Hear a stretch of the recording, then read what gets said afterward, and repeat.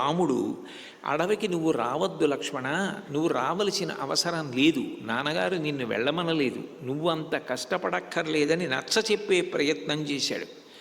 అంటే లక్ష్మణస్వామి చాలా తెలివిగా ఒక మాట అన్నాడు. అనుజ్ఞాతశ్చ భవత పూర్వమేవ యదస్మృహం కిమిదానీం పునరిదం క్రియతే మే నివారణం. ఇత పూర్వం నువ్వు నాకు నీతో రావడానికి అనుమతినిచ్చావు, ఇప్పుడు మళ్ళీ ఇంత పెద్ద వాదన ప్రారంభం చేశావు, నువ్వెందుకు అరణ్యానికి అంటున్నావు? ఇంతకు పూర్వం అనుమతి ఇచ్చిన వాడివి ఇప్పుడు కూడా అనుమతించి నన్ను తీసుకెళ్ళడానికి ఏమిటి కష్టం నీకు?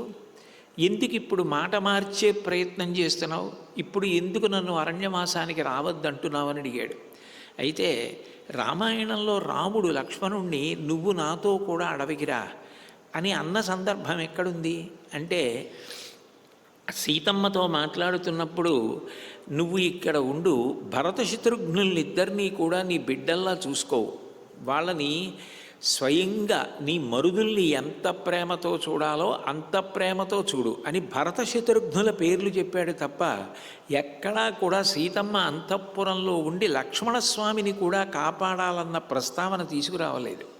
అంటే దాని ఉద్దేశ్యం లక్ష్మణుడు తనతో వస్తున్నాడన్నదే ఆయన ఉద్దేశ్యం.